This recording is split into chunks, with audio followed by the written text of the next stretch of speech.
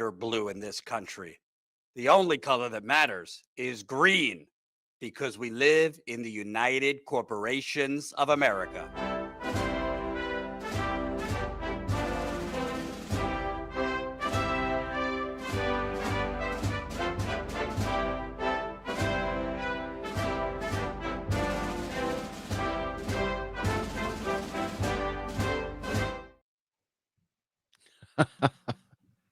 Now, is that not a way to get started?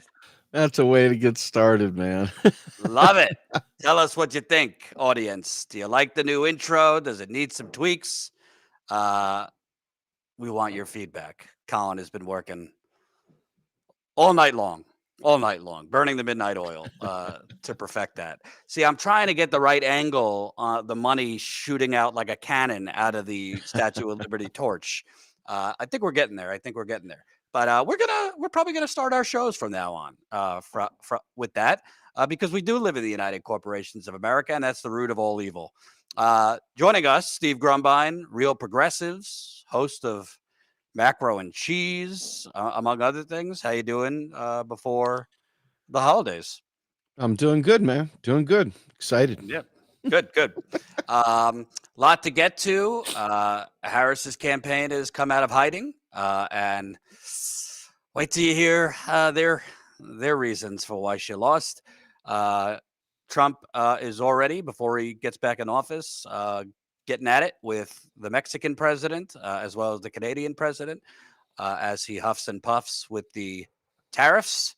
I don't know if he's actually going to do the tariffs. We'll see, but other countries are not reacting so wonderfully. But the Mexico president, who happens to be progressive, laid the smackdown on Trump with her statement and actually kind of dropped some truth as far as the weapons that a lot of these immigrants are carrying over the border, as Trump says. Who makes those weapons? So we'll get to that.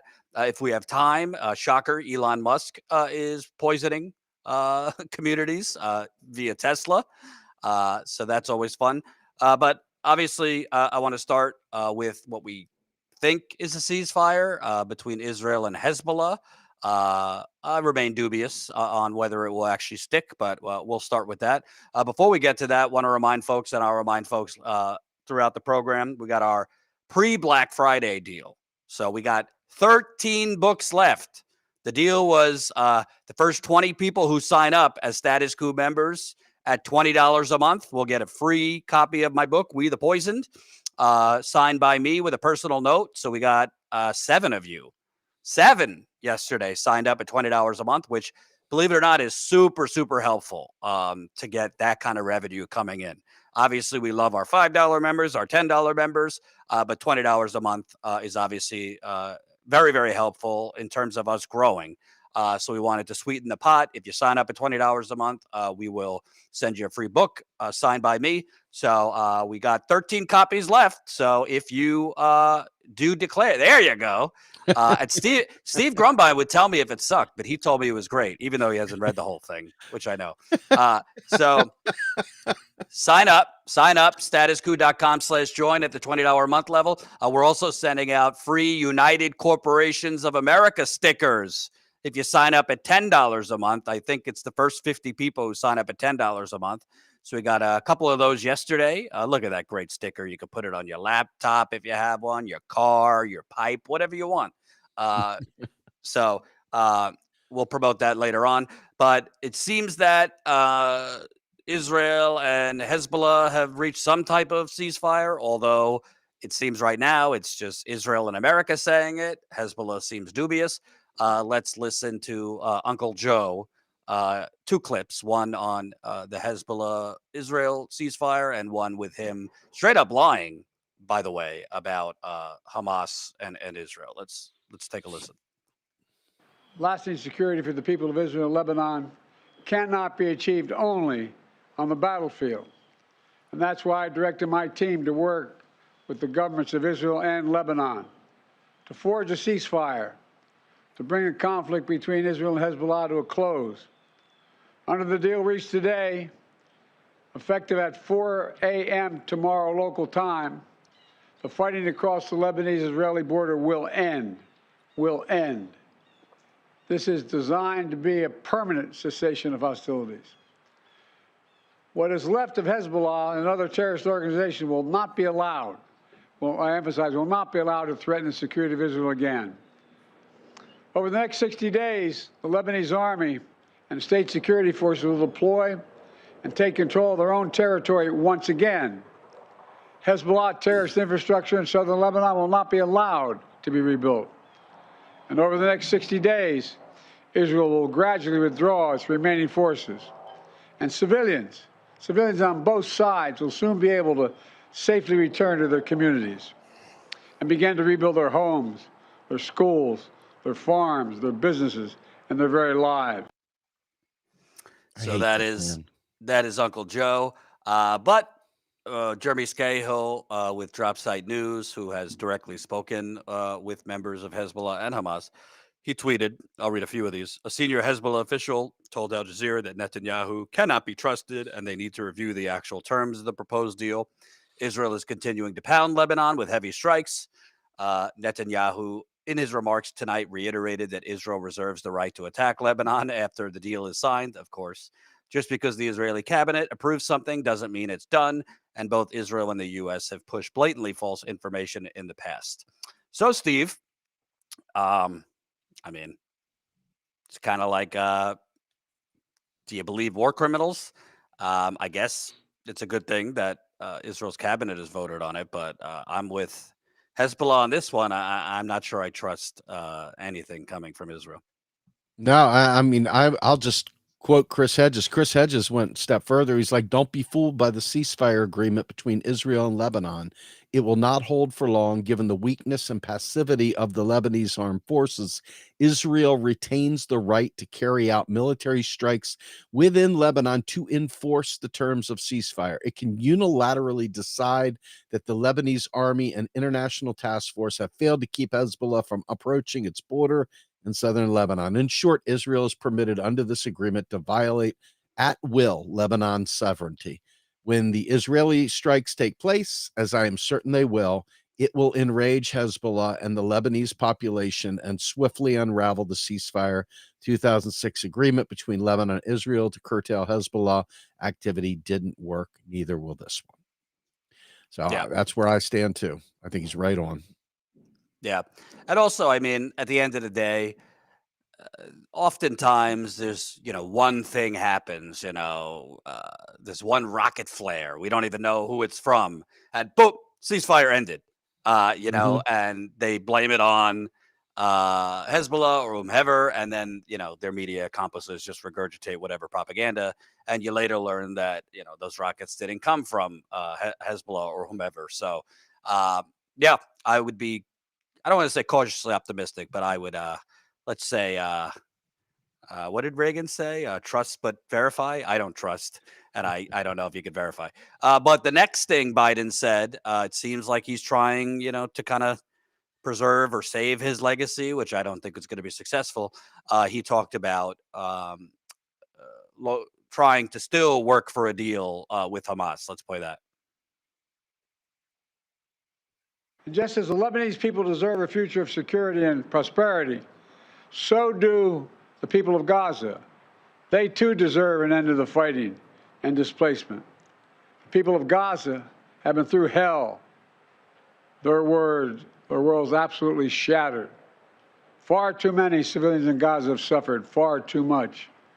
And Hamas has refused for months and months to negotiate a good faith ceasefire and a hostage deal.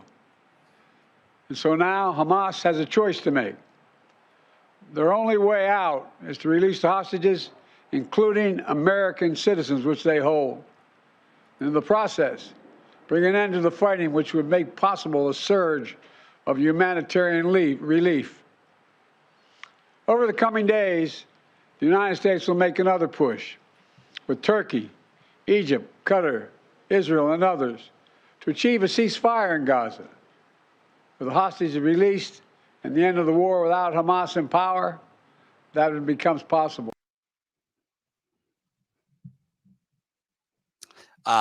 So, first of all, whatever you think about October 7th and Hamas, Hamas has tried to end the war many times. Israel, I mean, Netanyahu's own defense secretary, who he fired, told him to accept a ceasefire. IDF chiefs told him to accept a ceasefire, regardless of what you think of Israeli troops or whatever. They said there's no purpose anymore to being in Gaza. And Netanyahu kept moving the goalposts because he needs to keep this war going and expand it, frankly, to avoid any political problems for himself, because he's got similar issues to Trump in terms of his own legal headaches. So it's not Hamas that has held up a ceasefire. It's Israel and Netanyahu, shall we say, the U.S. and Israel. I don't know who it was. Maybe it was Chris Hedges, or no, it was Noam Chomsky, apparently. I don't think this was recent, but I read something where Chomsky said, whenever you say Israel, you have to add the U.S. Israel, because anything Israel's doing, it's actually the U.S. really with Israel, which I think is, it sounds simple, but it is. It's true. It's the U.S. Israel is doing this. So I don't know your thoughts, but it sure seems to me there could have been a ceasefire long, long ago. Could have been a ceasefire if Biden just did the right thing and stopped arming this genocide. But it seems like he's trying at the last minute. Clearly, through Trump's victory, Biden has been rebuffed.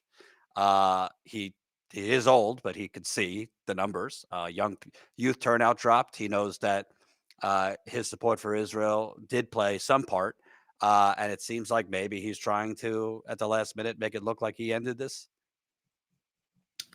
Yeah, maybe. When I hear them talking, I mean, just imagine a senior in high school, big jock football player, meathead in high school, and some little skinny, wimpy freshman with taped on glasses and a big thing of books in their arms. And the big guy beats the living taste out of this kid's mouth in front of everyone in the lunchroom. And all of a sudden, the principal comes out and says, "Break it up, you two. You two guys, you guys stop fighting with him, little guy." And it's like, this is so not, every time I hear it, it makes me sick in my stomach, just the way it's framed. And it makes me sick in my stomach that people repeat it, because ultimately we are talking about very, very, very broken people, and people that are struggling just to survive. That's not happening across the border in Israel.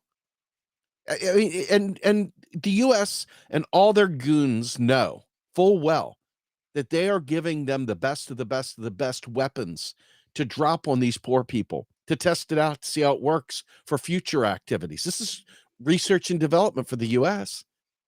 And they're acting like, you two break it up.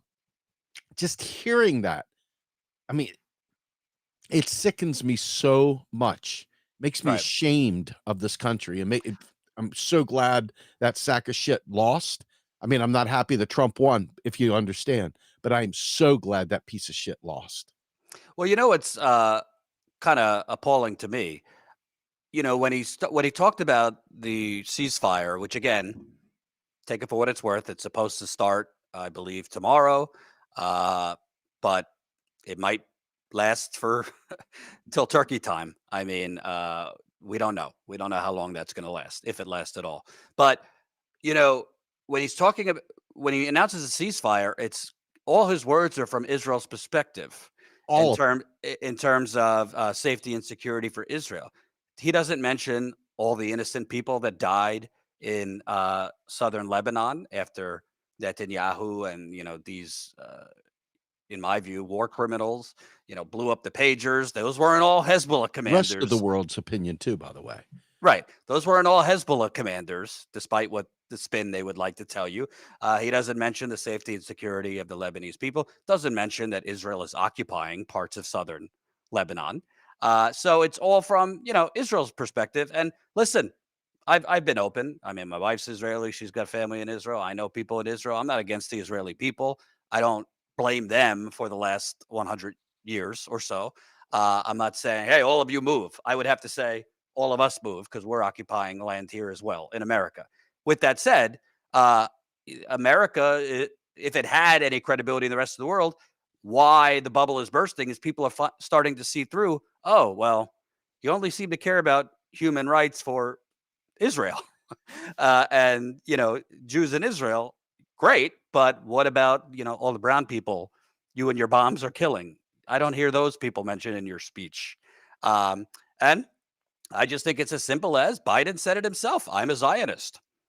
I think who donates to him is part of that.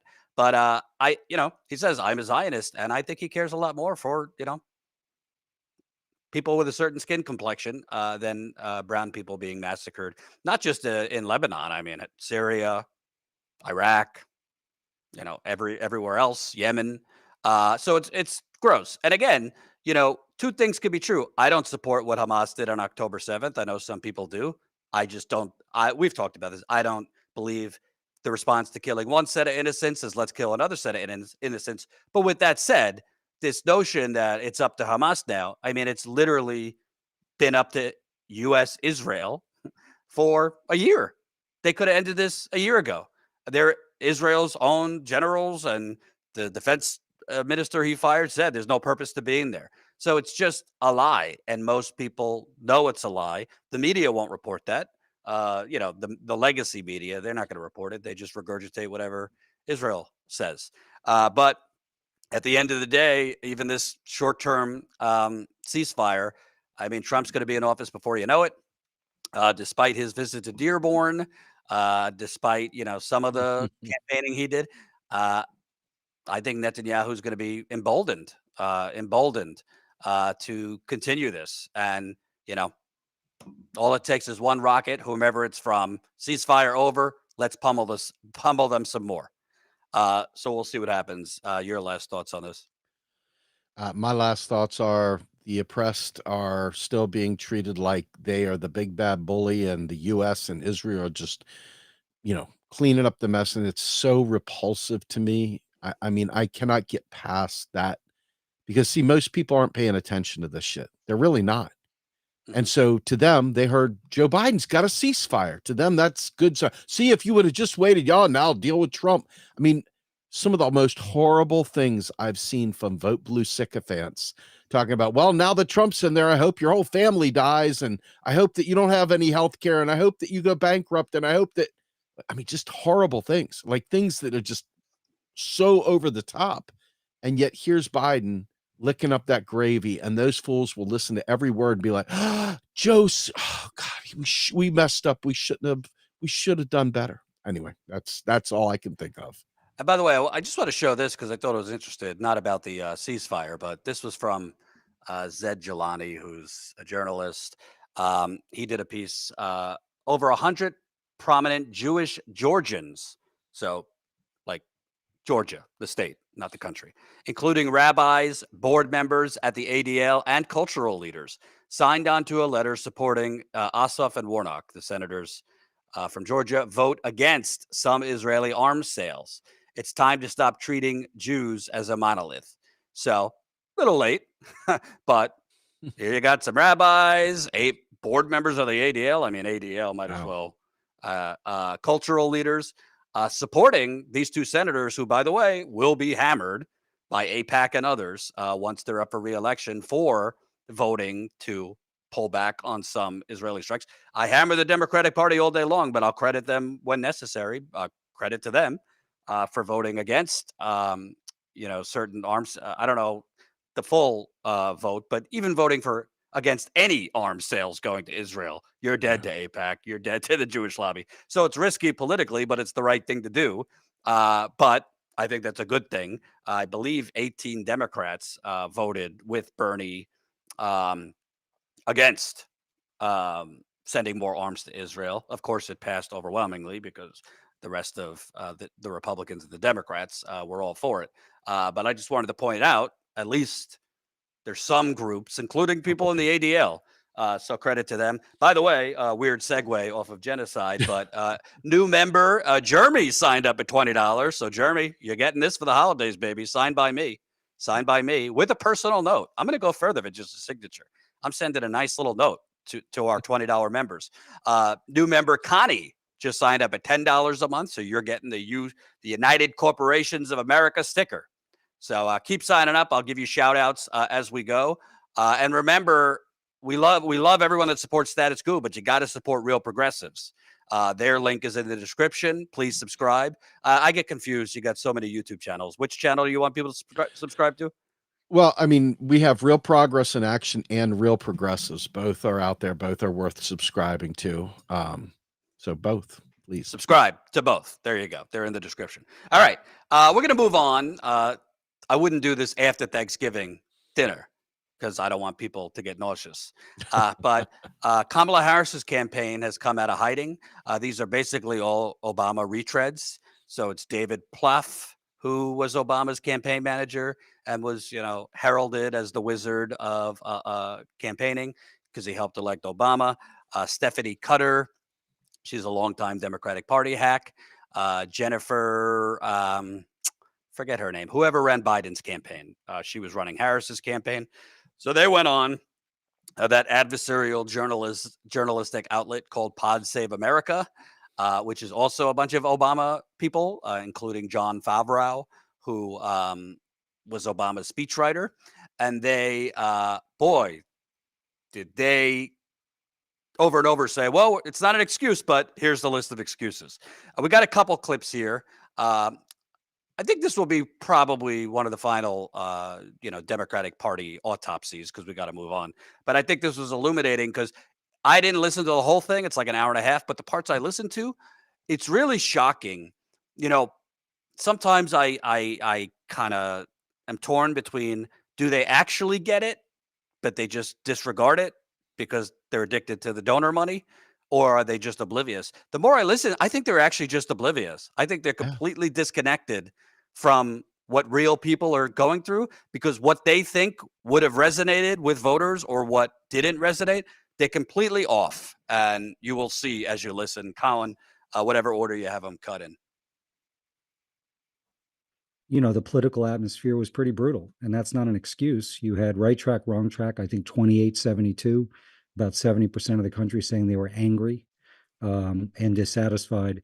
You had Trump's approval rating on his first term, frustratingly high, 48-51, depending on the state. Obviously, the incumbent president's approval rating around 38-41, depending on the state. I think the economy and inflation still driving a lot of votes. So I think given that we had a challenging political environment, the fact that we got the race to dead heat was positive, but boy, it was slow moving. And I think we were focused on 7 states. That's our windshield into the world, the battleground states.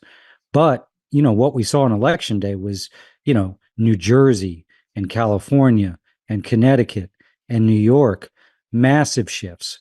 So I think where Kamala Harris campaigned, we were able to keep the tide down a little bit, but it ended up being a pretty strong, tailwind for Donald Trump. And I think it's worth reminding everybody, we saw in 22, even though that was a pretty decent Democratic year, we saw these shifts. We saw them in 20, we saw them in 16.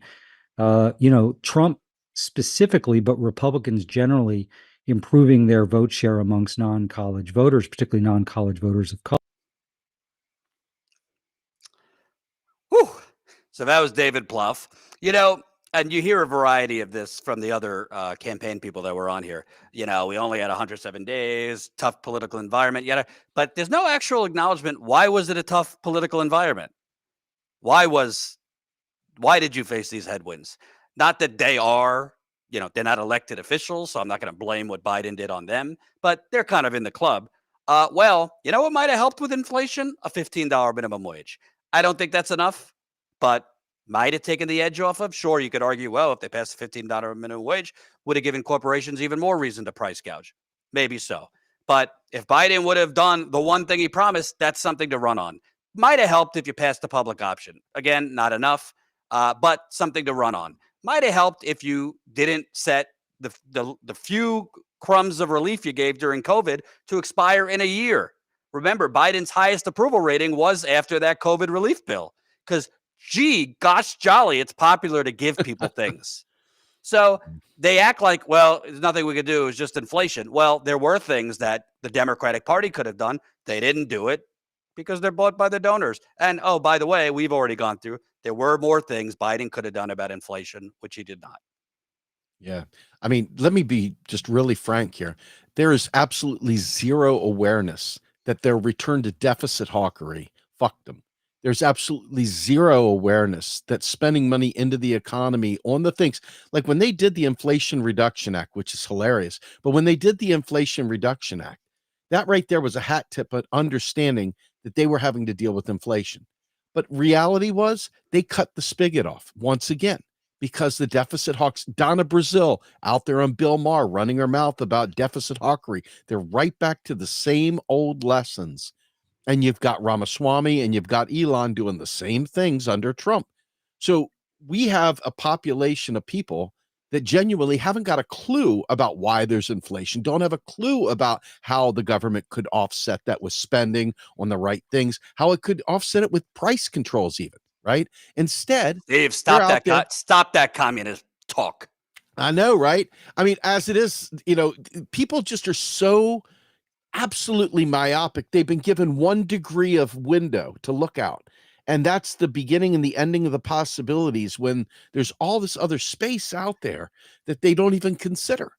And unfortunately, these folks are paid not to consider it. They're literally in the position of that PMC, of the rich, of the wealthy, of that oligarch whisperer level.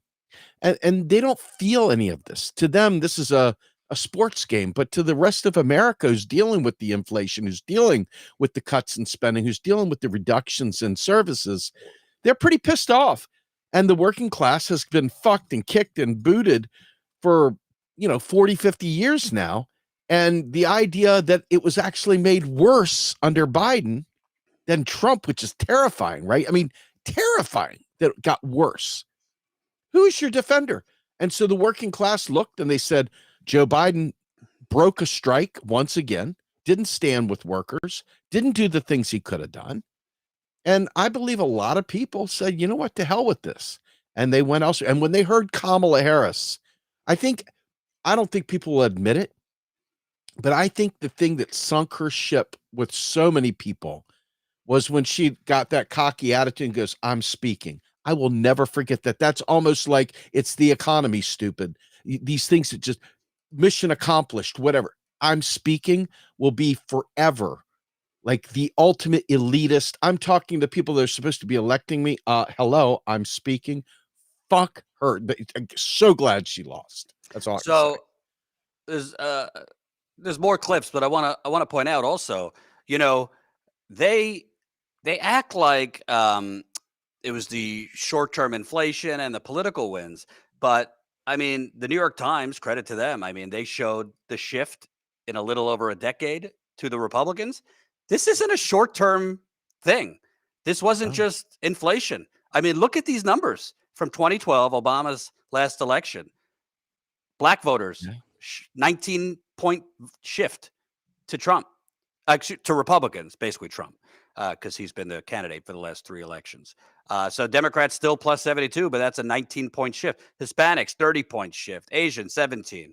I mean, white, no college degree, 13-point shift. Non-white, bachelor degree, 21-point shift. Young people, 18 to 29, that's a 14-point shift.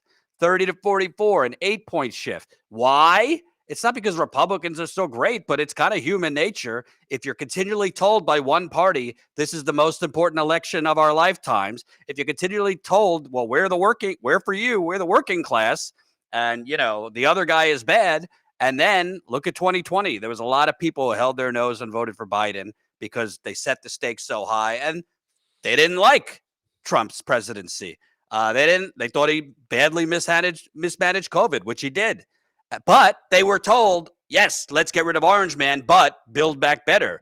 There were some promises made. And frankly, what did they get? All the things that were abandoned. We've already gone through them many times. But you also got genocide.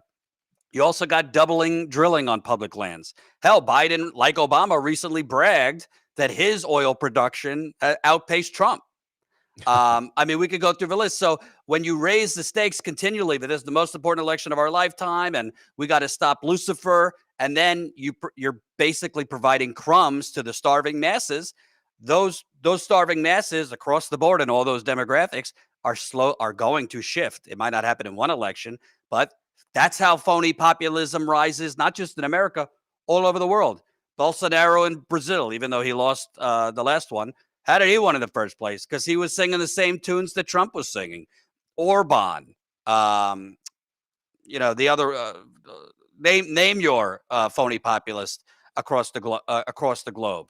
The guy in Turkey, Erdogan. All this is fake populism, but neoliberalism has caused mass suffering around the world, not just America, and people are susceptible to an anti-establishment message if the establishment isn't bold enough, frankly. Let's play another clip from the Harris Delusion tour. Looking at the data at the time, which Jen and Pluff and Quentin have all talked about, she had a huge deficit in favorability because either people didn't know about her or what they did know about her was based off of negative media. So our first priority was to define her in that convention, fill in her bio. As part of that, we already knew how to do the negative on Trump, and we knew that there was a lot of Trumpnesia out there. People didn't remember the 4 years of the Trump administration that badly because they had been through hell. They had been through COVID, both under his watch and under President Biden's. I'm putting aside a lot of the details of who's at fault and what Biden did to dig us out and all of that. And then they had to deal with inflation. So they had been through hell. So looking back, you remember a previous time much more fondly because you've now think that you've gone through the worst. So we had to remind people what life was like. That was our second imperative. And then the third imperative as part of the convention and leading into the remaining days of the campaign is what's that choice? What are the two very different visions between Trump and Kamala? So this is why I'm saying I really think these people are just completely out of it. Like, they need to go to fucking Flint. Got to go to Detroit, Cleveland, not the gentrified parts, like the bad parts. They need to go to some rural areas, talk to people. First of all, what vision? When she's saying they need to see the differences between the two visions, what was she even offering? I know there were some specifics, but even Senator Chris Murphy, no progressive, has said these are relatively small ball, mealy-mouthed things that we're proposing. They don't meet the moment. Tax credits, little help with a down payment. These are Band-Aids for an economic gunshot wound, which is the last 50 years. So vision would be Medicare for all. Vision would be, cutting the military budget in half. There was no vision. The second thing that she said that's just backwards is the first order of business was reminding people how bad things were under Trump. Do you not get that people feel worse now? Like, people are not going to be, it's not going to hit people how bad it was under Trump.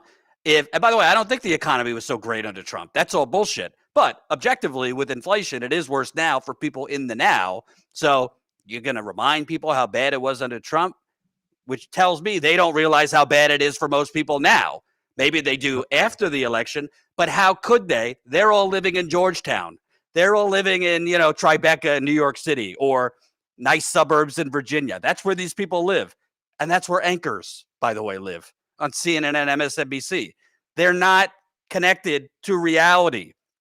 And they really buy into GDP is up and the unemployment number is low. So that's why there's a problem when your party is basically run by kings and queens of meritocracy that have not really had to struggle lately. I'm not against getting an education. I'm not against if you do well, but I get very, I've always kind of got stir crazy when I'm home too long and not on the road because it's just human nature. You do get disconnected from reality, and I do live on the coast. So it just seems to me, they had no vision. And you know what's a lot easier than having to redefine Trump? Offering popular things. That would actually be an easy way to win an election. But again, they are only going up to the line for which their donors will allow them. And I'm sorry, a tax credit and these things, that is not enough when looking at the economic pain out there. She was asked point blank, would you do anything different than the Biden administration did? And she said, no, I wouldn't. Okay. People who really genuinely despised what the Biden administration did heard that and said, what the fuck is she talking about? What the absolute fuck is she talking about? And I can tell you right now, the average person was desperate for something to change. I talked to people that didn't have a clue about politics, just knew how bad their own life was. And they're like, I don't care who's president. It's got to be better than this. It can't be like this, right? Now, for people that are doing well, that would be like, what? What are they talking about? My 401k is up. My investment portfolio looks just great, right? But in reality, most people were hurting. Most people that are not independently wealthy, and you could see it by the demographics, the way the shit shook out. Even if Trump is a horrible person, even if he doesn't do great, the idea of anybody but these two was, I think, the story of the day. I really genuinely believe Trump got the tailwinds from how much everyone hated Biden and then hated here in Harris, doubled down on Bidenism. So I don't think it's much of a mystery. Their ignorance is because they figure that so few people vote now, and that the people that do vote are in a certain demographic in their eyes. And in their eyes, the people they're catering to are that professional managerial class, the PMCs of the world, and they don't give a shit. And you could see that definitely in the non-college educated workers. They have not seen their material conditions change. They have not seen their lives get better. They have seen it more and more impossible for the male and the family, right, wrong, or indifferent, to take care of their own family. And that right there in those cultures is extremely tough for them to answer to. They feel like they've been emasculated. They feel like they have no value. They feel like they're worthless. And they blame the government for it, rightly or wrong. And in this case, it's right, because the government has infinite tools to make this better. And these two parasitical capitalist groups won't do anything for us. Listen, I haven't watched the whole interview, but I watched enough of this Pod Save America. I'm going to put the little money I have down. They didn't mention that the minimum wage hasn't raised in 15 years. In 15 years. I don't care what your view is. If you're more of a UBI kind of person, or whatever. We got a $7.25 minimum wage. I mean, that's an atrocity. Okay. Even a $15 minimum wage is at this point a joke. Nobody could live off that. But they didn't mention that. They didn't mention that people are buried in medical debt. I mean, that's why I'm saying I think they're disconnected by osmosis. Maybe some of them get it and just look the other way because they get their consultant fees and, whatever else. But they have no clue that it's not that most people are moving right, because if the alternative to the Republicans is kind of like a more 1990s Bob Dole Republicanism, they're going to take the Tea Party version of Republicanism. That's just human nature. That's what's going on. There's more of this nonsense. Let's play some more. So in 107 days, what typically takes us a year and a half, 2 years in a presidential campaign, we were defining someone who was wholly undefined from the start, trying to remind people about the opponent and what life was like underneath him, and also take into account what the political environment was and the realities that we had to deal with, which, she was the incumbent, but she really wasn't the incumbent. People didn't know that much about her. The economy was still slightly getting better, but we couldn't really take credit for it. So we were in a bit of a crossroads trying to figure out what that October messaging and closing messaging would look like. Let me reemphasize with my fists, the political climate sucked because during an unprecedented pandemic, you guys and your pal Joe provided small incremental relief for less than a year. He didn't fight to extend that small incremental relief.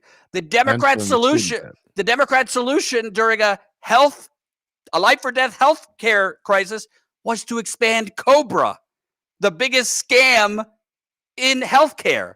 If you know about COBRA, it's disgusting. Not even a temporary government healthcare system, not even a temporary debit card to pay for your medical or groceries. A $1,400 check added to a $600 check, some rental relief. I mean, and just as these things were going away, because they wouldn't fight to extend them, that inflation was going up. So people don't thank you and vote for you based on what you did for them 3.5 years ago. They vote for you based on A, are you fighting for them, even if you're not winning all the time? That's why Bernie was so popular. But B, What are you doing for me right now? What are you doing for me to structurally, permanently change my life? Not this mealy mouth shit. I mean, it's right in front of their face that maybe they just are too elite, too too credentialed to get the bootstraps on the ground. There's two more I want to play because it gets worse. Play another. Pluff, there is a sort of a debate outside of your campaign that the primary and most important thing to do was to educate voters about Kamala Harris, and that voters sort of knew all they needed to know about Trump. I take it you guys disagreed with that analysis and you felt a need to at least knock his numbers down a little bit. Is that right? Of course. I mean, that is nonsense. So first of all, back to where the question you were talking to Stephanie about. Kamala Harris started this race, if I recall, with favorable 33 to 35. She ended it at 48. She actually ended the election with a higher approval rating than Donald Trump. I'm not sure someone's won the presidency with a lower approval rating. So I think as people got to know her, they liked her. I think her approval rating now post-election is north of 50. That was really hard work. And I will say that, think about if Kamala Harris had come out of a process that was traditional, running in and winning a primary, so maybe become the nominee March or April. You spend a month, 6 weeks on your biography. You keep coming back to it. You define the Trump first term. You raise the stakes of what a Trump second term would be like. You have like a month just to run paid advertising on things like housing and your tax cut. So this is where there was a price to be paid for the short campaign. And you can't even say 107 days, because to Quentin's point, some of that was spent shoring up the Democratic nomination. Then you really have to have said everything you want to say by the time people start voting early. So we had a little more than 2. Okay. So, Steve, I don't know what you think. Most countries, the UK, what do they do? Their elections in 3 months? I think 107 days. Yeah, I think 107 days is more than enough time. People are not shopping at the bookstore to buy a biography. Nobody voted for Trump because of his wonderful biography. A lot of people who vote for Trump voted for him despite his personality and biography. Bernie didn't have such support because of his personality or his biography. It was the policies. It was the authenticity. You don't need 6 months to introduce her biography. And you know what would have helped in 107 days? If you ran on universal health care. If you ran on free education. If you ran on, hey, we're pulling the subsidies from big oil, big ag, and all that until they lower their prices. I don't know. I think I could win an election just offering those things. These people, they're using the excuses of we didn't have enough time. Actually, I think if Kamala Harris, if you would have had 2 years, I think she could have lost a lot worse. Because the more she would be interviewed, there was really no there and say what you want about Trump, but he kind of comes off sort of authentic in a weird, chaotic, loony way. And the other thing is, when they're saying that we didn't have enough time to introduce her, this and that, well, maybe you would have if you had a real Democratic primary. I mean, there was still time to have a mini primary. It seems that he's saying, well, she had a 35% approval. Maybe that's because she was tied to a guy who had a lower approval. So was it a brilliant idea to, hey, we got to save democracy, so let's cancel a democratic process. Let's not even get into the Democratic primary, which was also undemocratic. But let's cancel a primary and ram through the gal tied to, somebody less popular than lice right now.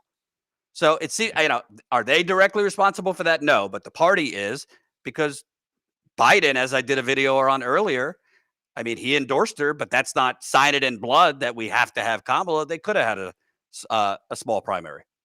Yeah. I mean, look, it's a private corporation. They fought in court. It's a private corporation. They can do what they want. They have no requirement whatsoever to run any form of primary, nor do they have to accept the results of a primary. They're a private corporation.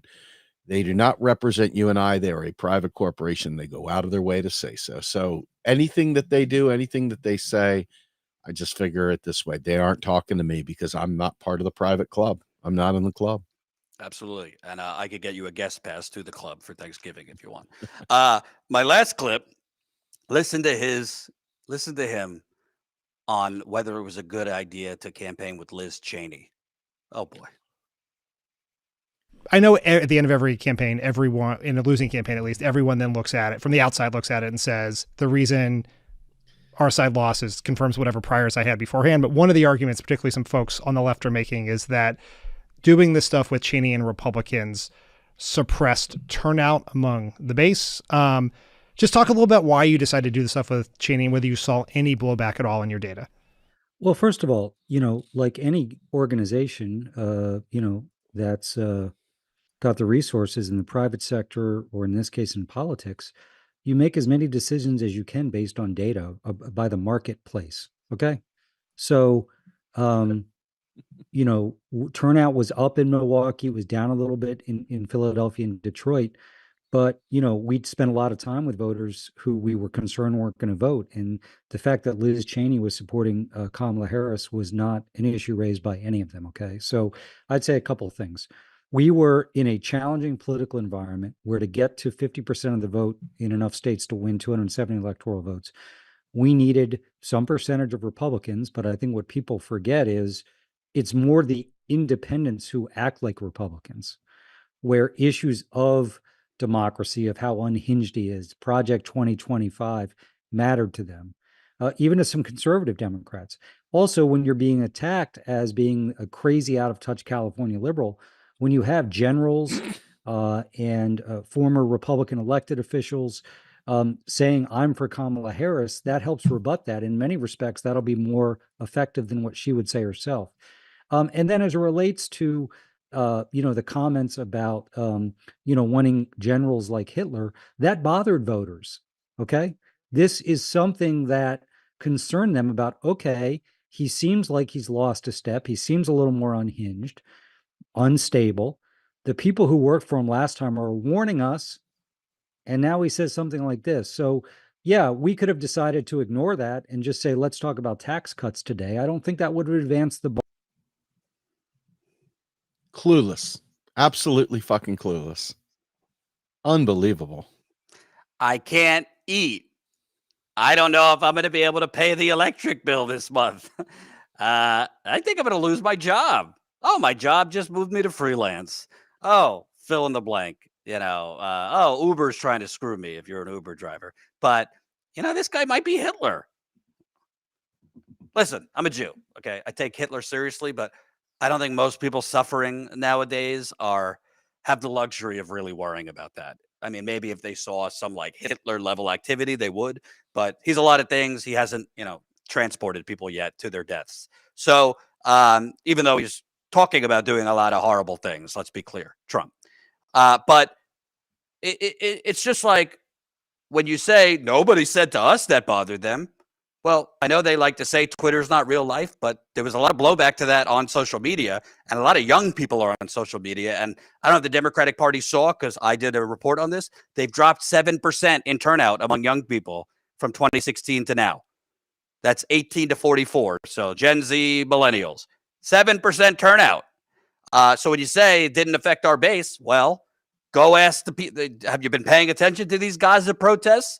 No, they're not about Liz Cheney, but when those people see you, funding a genocide in Israel and then going around with Liz Cheney, that's not going to inspire young people. And by the way, there's plenty of older people who would be against that. And as I said, when I was on the campaign trail, I was hearing from sources, they were turning down Bernie Sanders' offer to campaign with them. Say what you want about that. To go around with Liz Cheney and Mark Cuban. Who would excite young people? Liz Cheney and Mark Cuban or Bernie Sanders? She only lost Wisconsin by less than a point. Would Bernie make that difference? Probably not, but it would have helped a little. Same thing in Michigan. So it's just, they have this delusion about, this elusive moderate Republican, or this Republican, the never Trump voter in suburbia. There's a lot more young people than those people. There's a lot more independents who actually care about that we're, killing the rest, half the world, than, Trump's morals or behavior. They're just out of touch. And by the way, they didn't say it, but they had to. I think they believed, well, we have to try to get more of these, country club Republicans, because we've already forfeited the young people by, giving Israel a blank check. Again, they didn't make those policy decisions, but they were running the campaign. I think they deduced that. Well, we're losing young people. We're losing a certain amount of independence. That's a red line for them, our support of this genocide. So we have no choice but to go, around with Liz Cheney. But if you don't really understand that there's not like a huge line out there of Liz Cheney fans, then you don't belong running anything. Not a lemonade stand, certainly not a presidential campaign. Yeah, I mean, I don't think it's talked about enough, but when they turned on student debt at the end of September, beginning of October, that hurt a lot of families because out of nowhere, suddenly you've got anywhere from a car payment to a house payment suddenly back in play that you haven't had in play in 4 years. And not everybody that's got a degree is, working in the penthouse. A lot of them are still baristas at Starbucks. A lot of them are working very, very blue collar jobs because the vaunted economy that we were supposed to have when we went to school, people went to school, doesn't exist. It's a lie. It doesn't exist. And I think a lot of people, myself included, although I did not vote for Trump, are hurting immensely. I mean, suddenly you get a $600 bill for your student debt that the government holds, that the government could have wiped out had Joe Biden seriously tried to actually eliminate student debt instead of using some emergency clause, instead of going right to the actual bill that he could have used for his order. It would have been nothing he could have done, and it would have been bipartisanly supported. He would have won in a landslide had he actually gotten rid of everyone's student debt. I mean, Republicans and Democrats alike, white, brown, black, everybody would have been, wow, this guy is great. But he didn't do it. And he knew he didn't do it. He chose a very weak legal precedent to try to do it, which, let's be fair, he's got the highest paid people ever. And if those campaigners are the type of people surrounding him, it's no wonder he fucked up. Absolutely. So there's the Kamala campaign, cope corner. It's a lot of bullshit. Listen, it isn't easy to win an election in 107 days, but it's not undoable. It is doable. I don't think Donald Trump ran a particularly strong campaign. He was out there talking about Arnold Palmer's dick and doing blowjob motions on stage and a lot of crazy shit. It's the economy, stupid. It's the new Gilded Age, stupid. We live in the economic Hunger Games. And you know what? I saw it on the road talking to people that you would have sworn would have voted for Harris. People are not just fed up about short-term inflation. They're fed up about all of it. The last 50 years, the neoliberal bubble is popping. And people are angry at their local Democratic parties, the state Democratic parties. So it wasn't just that they were opposed to Harris. They are tired of being let down by the Democratic Party, and there was a drop in turnout for Harris compared to Biden. So you get what you deserve. Last topic, real quick. Trump is, talking about putting blanket tariffs on Mexico and China. A lot of people think he's huffing and puffing, and he's not going to do it. A lot of people think he will do it. Well, Mexico's president has come out. She's a progressive. And she's not taken kindly to it. President, this is from the Times, President Claudia Sheinbaum of Mexico suggests her country might respond with retaliatory tariffs. She hit back on Tuesday morning at President-elect Trump's vow to impose 25% tariffs on all products coming into the U.S. from Mexico, signaling that her country was prepared to respond with their own tariffs. She said that raising tariffs would fail to curb illegal immigration or the consumption of illicit drugs in the U.S., an argument that Trump has made in his warnings on tariff. She said the best path is dialogue. She said at a daily news conference. Reading the letter she is planning to send to Trump, she noted that illegal crossings at the border between Mexico and the U.S. had plunged from December 2023 to November 2024, largely a result of Mexico's own efforts to stem migration flows within its own territory. Migrant caravans no longer reach the border. I want to read this part in particular because corporate media is leaving this part out. The one on Twitter I sent you, Colin. She fired back at him. 70% of the illegal weapons seized from criminals in Mexico come from your country, speaking about America. We do not produce these weapons, nor do we consume synthetic drugs. Tragically, it is in our country that lives are lost to the violence resulting from meeting the drug demand in yours. Damn. Lay the smackdown. Yeah, so basically, a lot of the weapons coming in here are made by good old Uncle Sam. You don't really hear that as part of the Fox News coverage, do you now? Your thoughts? Justin Trudeau also said some shit. We need dialogue, yada, yada. But, Trump stands are saying, well, he's carrying a big stick, and this will get Mexico and Canada to stop, the invasion. He's not actually going to go forward with this, but just the threat is good policy.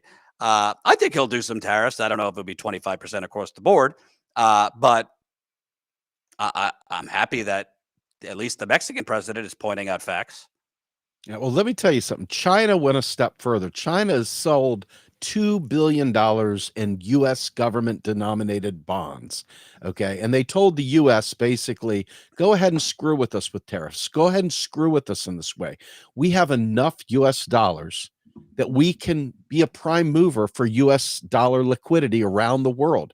And so explain that in English to people who don't understand bonds. China owns a shit ton of U.S. debt. And U.S. dollars, period. U.S. dollars. And they could then, when other countries want to buy up U.S. dollars, they would usually go to America to purchase that. But China has so much that China is basically threatening America as being the sole sales. Well, the U.S. would be the printer of money, so to speak, but because China has so many dollar holdings, because of all the sales they do, when they sell goods and services into the U.S., they receive U.S. dollars. They don't receive Chinese yuan. So what do they do with billions and billions and billions of dollars of U.S. dollars? Most of the time, they just go ahead and buy treasury bonds with it. But they also maintain some of they went to Riyadh, Saudi Arabia, of all places, the home of the quote-unquote petrodollar. Okay. And they said, we are going to sell U.S. bonds in Riyadh. USA, go ahead and fuck with us. Not only could China technically wipe out the debt of most of the global South that the U.S. uses through the IMF. IMF is the International Monetary Fund. And to get dollar liquidity, they offer countries debt, U.S. dollars. And in return, they have to open up their entire markets. They have to not protect domestic businesses. They have to agree to selling all sorts of stuff that they need in their own hometown. They need to be able to sell that out to the rest, or in this case, to U.S. corporations. And what China is saying is, hey, we've got 132 countries on the Belt and Road Initiative, and we may have a different vantage point for what we would do with U.S. dollars. So we may go ahead and sell these bonds to other countries to provide them with U.S. dollar liquidity, and have them, instead of paying us back in U.S. dollars, because we don't need the U.S. dollars, maybe we have them pay us back in yuan instead. And this would facilitate the de-dollarization and the removal from the U.S. SWIFT system onto the BRIC system. Now, they would still have to use SWIFT system if they want to do business with U.S.-based thing, and they probably still will. And I don't think China wants to do this, but I think China's just letting Trump or even the Biden administration, as they go, hey, by the way, just so you know, don't fuck with the bull, you'll get the horns.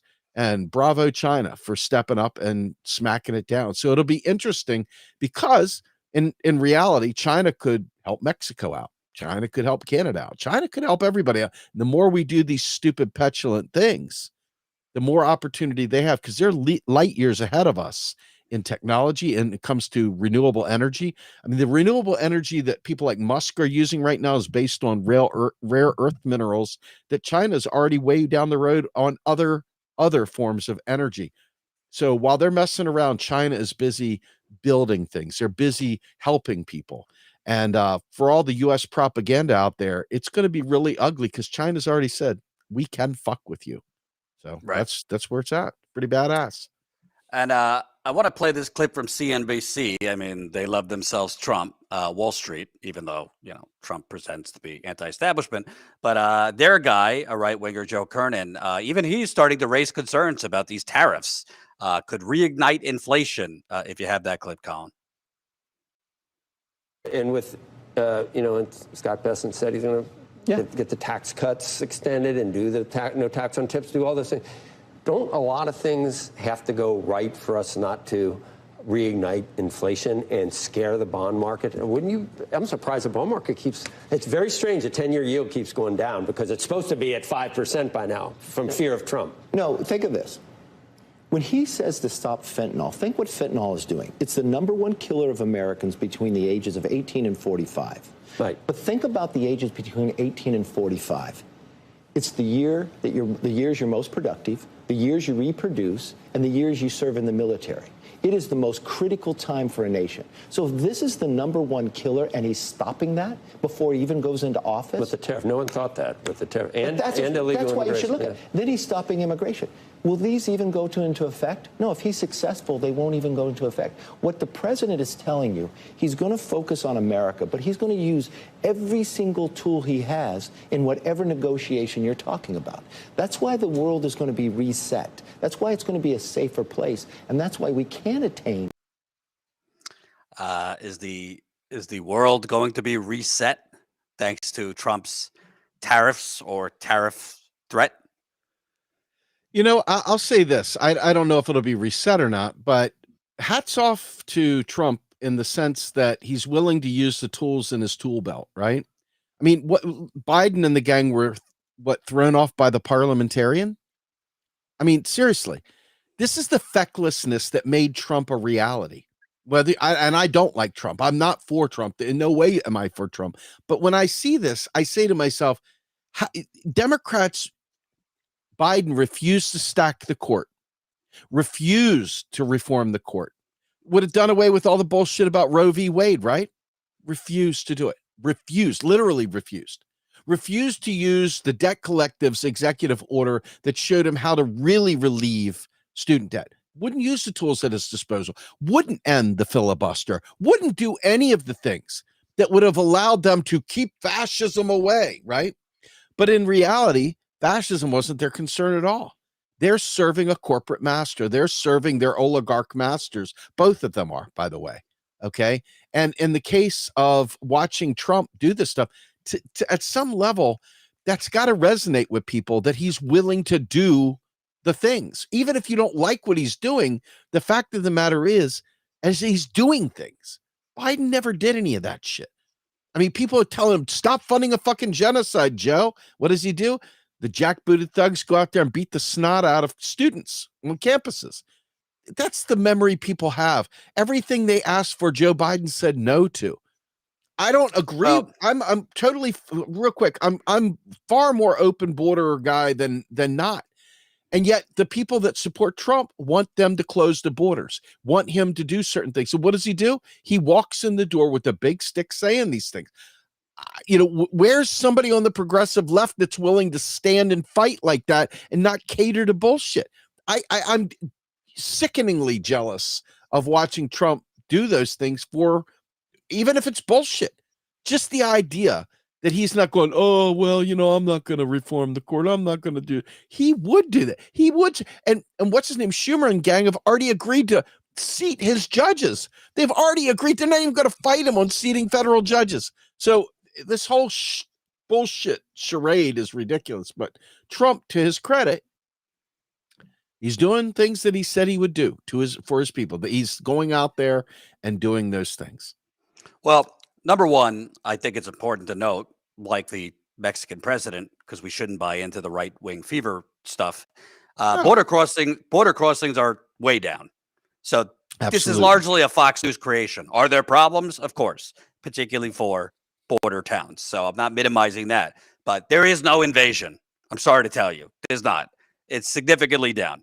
Number two, listen, Trump, for all his bluster, if he wants to carry a big stick, go after the corporations because they are largely responsible for the inflation. I don't hear that from Trump. Is he going to go real story, though? That's the real story, Jordan. The point is that his people don't know that. The point is they see him doing something. But I'm talking about forget the theatrics. If Trump wants to actually be for the working class, which he's not, right? Forget the tariffs. Exactly. Put the tariffs on U.S. corporations who have been price gouging. The fossil fuckers, big pharma, Yes. the grocers, agriculture, because that's over 50 greedflation. That's over 50% of the inflation. Sorry to tell you, going at tariffs on Mexico and Canada, it might make it look like he's carrying a big stick or fighting. That is going to raise prices. That's just supply and demand.